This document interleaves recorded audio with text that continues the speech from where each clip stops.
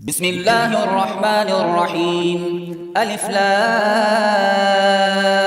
را تلك آيات الكتاب المبين إنا أنزلناه قرآنا عربيا لعلكم تعقلون نحن نقص عليك أحسن القصص بما أوحينا إليك هذا القرآن وإن كنت من قبله لمن الغافلين إذ قال يوسف لأبيه يا أبت إني رأيت 11 كوكبا والشمس والقمر رأيتهم لي ساجدين قال يا بني لا تقصص رؤياك على إخوتك فيكيدوا لك كيدا إن الشيطان للإنسان عدو مبين وكذلك يجتبيك ربك ويعلمك من تأويل الأحاديث ويتم نعمته عليك وعلى آل يعقوب كما أتمها على أبويك من قبل إبراهيم وإسحاق إن ربك عليم حكيم لقد كان في يوسف وإخوته آيات للسائلين إذ قالوا ليوسف وأخوه أحب إلى أبينا منا ونحن عصبة إن أبانا لفي ضلال مبين اقتلوا يوسف أو اطرحوه أرضا يخل لكم وجه أبيكم وتكونوا من بعده قوما صالحين قال قائل منهم لا تقتلوا يوسف وألقوه في غيابة الجب يلتقطه بعض السيارة إن كنتم فاعلين قالوا يا أبانا ما لك لا تأمنا على يوسف وإنا له لناصحون أرسله معنا غدا يرتع ويلعب وإنا له لحافظون قال إني ليحزنني أن تذهبوا به وأخاف أن يأكله الذئب وأنتم عنه غافلون قالوا لئن أكله الذئب ونحن عصبة إنا إذا لخاسرون فلما ذهبوا به وأجمعوا أن يجعلوه في غيابة الجب وأوحينا إليه لتنبئنهم بأمرهم هذا وهم لا يشعرون وجاءوا أباهم عشاء يبكون قالوا يا أبانا إنا ذهبنا نستبق وتركنا يوسف عند متاعنا فأكله الذئب وما أنت بمؤمن لنا ولو كنا صادقين وجاءوا على قميصه بدم كذب قال بل سولت لكم أنفسكم أمرا فصبر جميل والله المستعان على ما تصفون وجاءت سيارة فأرسلوا واردهم فأدلى دلوه قال يا بشرى هذا غلام وأسروه بضاعة والله عليم بما يعملون وشروه بثمن بخس دراهم معدودة وكانوا فيه من الزاهدين وقال الذي اشتراه من مصر لامرأته أكرمي مثواه عسى أن ينفعنا أو نتخذه ولدا وكذلك مكنا ليوسف في الأرض ولنعلمه من تأويل الأحاديث والله غالب على أمره ولكن أكثر الناس لا يعلمون ولما بلغ أشده آتيناه حكما وعلما وكذلك نجزي المحسنين وراودته التي هو في بيتها عن نفسه وغلقت الأبواب وقالت هيت لك قال معاذ الله إنه ربي أحسن مثواي إنه لا يفلح الظالمون ولقد همت به وهم بها لولا أن رأى برهان ربه كذلك لنصرف عنه السوء والفحشاء إنه من عبادنا المخلصين واستبق الباب وقدت قميصه من دبر وألف يا سيدها لدى الباب قالت ما جزاء من أراد بأهلك سوءا إلا أن يسجن أو عذاب أليم قال هي راودتني عن نفسي وشهد شاهد من أهلها إن كان قميصه قد من قبل فصدقت وهو من الكاذبين وإن كان قميصه قد من دبر فكذبت وهو من الصادقين فلما رأى قميصه قد من دبر قال إنه من كيدكن إن كيدكن عظيم. يوسف أعرض عن هذا واستغفري لذنبك إنك كنت من الخاطئين. وقال نسوة في المدينة امرأة العزيز تراود فتاها عن نفسه قد شغفها حبا إنا لنراها في ضلال مبين. فلما سمعت بمكرهن أرسلت إليهن وأعتدت لهن متكئا وآتت كل واحدة منهن سكينا وقالت اخرج عليهن. فلما رأينه أكبرنه وقطعن أيديهن وقلن حاش لله ما هذا بشرا إن هذا إلا ملك كريم. قالت فذلكن الذي لمتنني فيه ولقد راودته عن نفسه فاستعصم ولئن لم يفعل ما آمره ليسجنن وليكون من الصاغرين. قال رب السجن أحب إلي مما يدعونني إليه وإلا تصرف عني كيدهن أصب إليهن وأكن من الجاهلين. فاستجاب له ربه فصرف عنه كيدهن إنه هو السميع العليم. ثم بدا لهم من بعد ما رأوا الآيات ليسجننه حتى حين. ودخل معه السجن فتيان قال أحدهما إني أراني أعصر خمرا وقال الآخر إني أراني أحمل فوق رأسي خبزا تأكل الطير منه نبئنا بتأويله إنا نراك من المحسنين. قال لا يأتيكما طعام ترزقانه إلا نبأتكما بتأويله قبل أن يأتيكما ذلكما مما علمني ربي إني تركت ملة قوم لا يؤمنون بالله وهم بالآخرة هم كافرون. واتبعت ملة آبائي إبراهيم وإسحاق ويعقوب ما كان لنا أن نشرك بالله من شيء ذلك من فضل الله علينا وعلى الناس ولكن أكثر الناس لا يشكرون. يا صاحبي السجن أأرباب متفرقون خير أم الله الواحد القهار ما تعبدون من دونه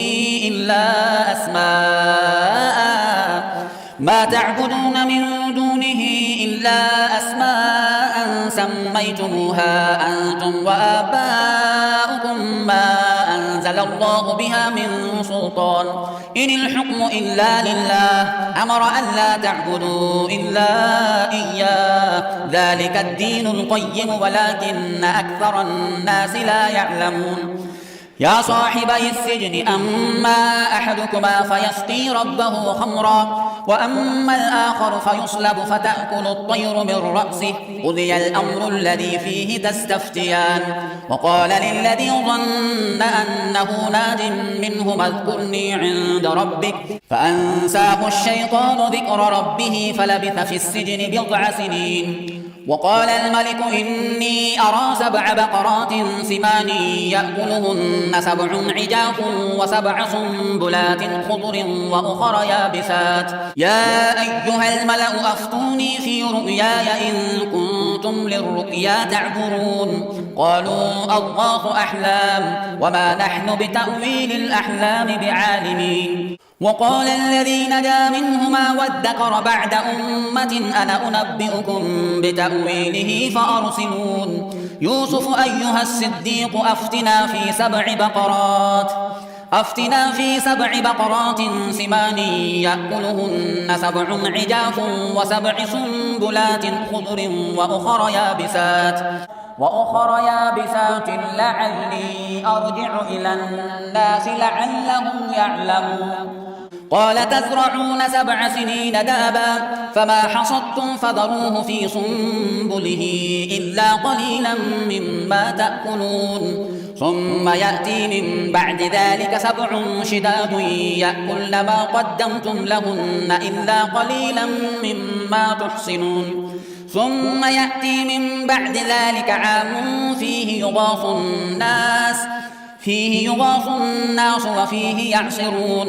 وقال الملك ائتوني به فلما جاءه الرسول قال ارجع إلى ربك فاسأله ما بال النسوة اللاتي قطعن أيديهن إن ربي بكيدهن عليم. قال ما خطبكن إذ راوتن يوسف عن نفسه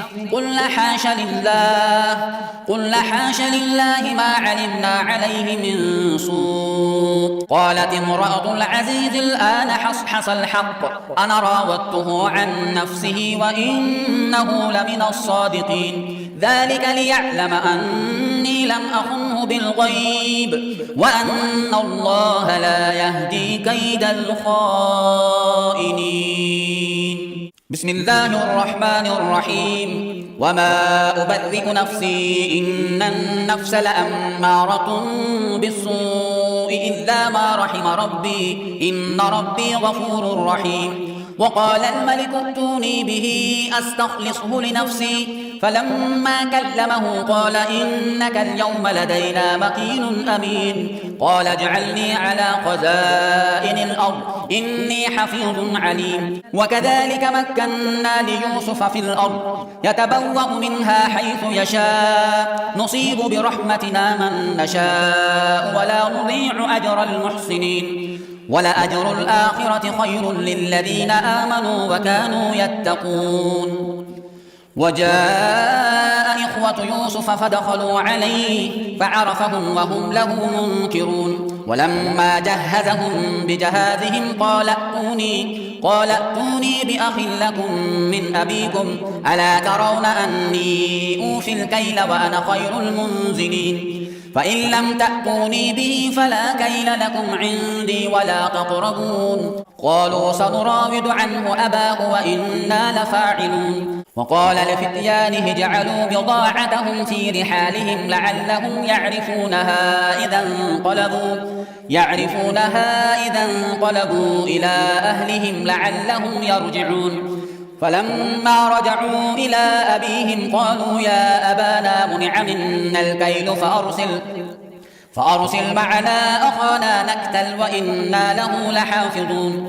قال هل آمنكم عليه إلا كما أمنتكم على أخيه من قبل فالله خير حافظا وهو أرحم الراحمين. ولما فتحوا متاعهم وجدوا بضاعتهم ردت إليهم قالوا يا أبانا ما نبغي هذه بضاعتنا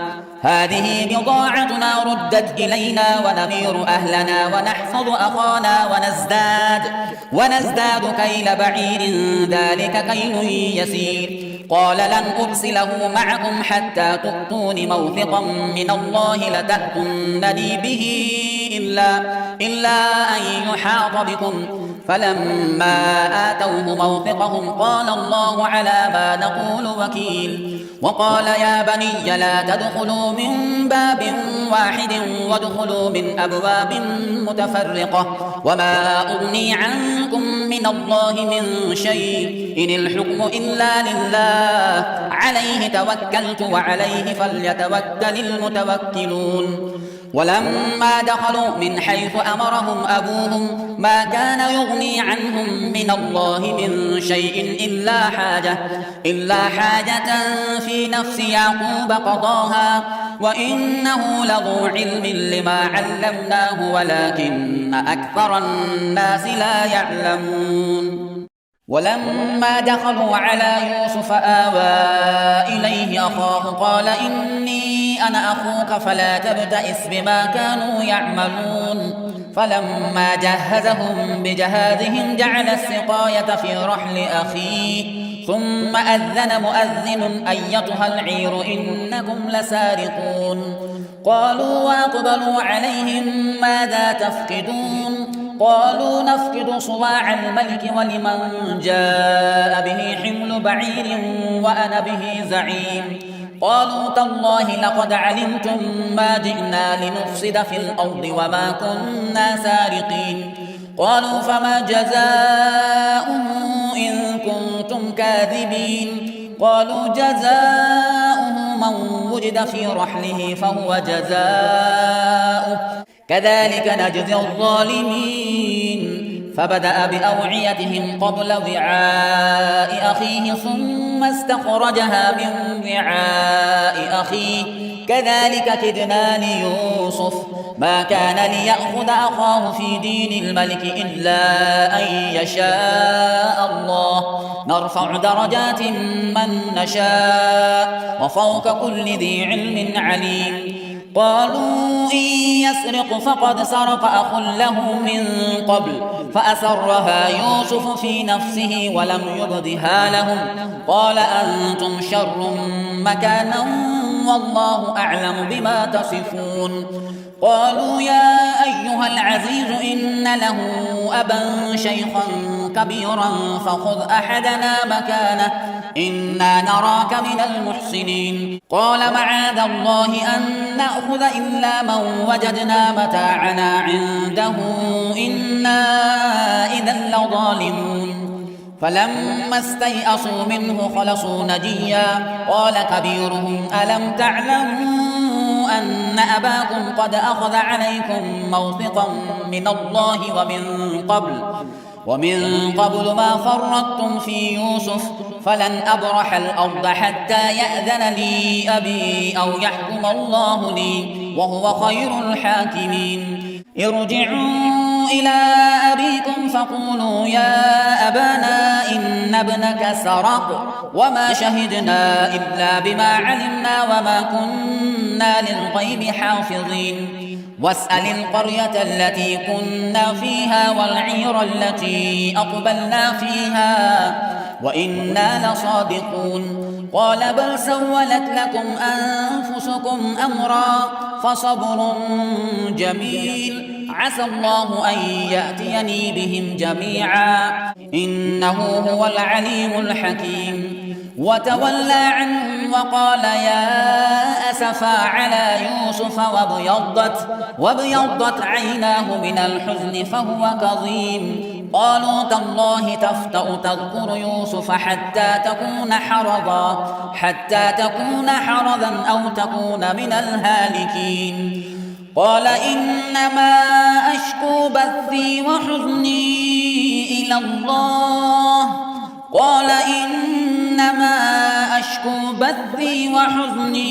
إلى الله وأعلم من الله ما لا تعلمون.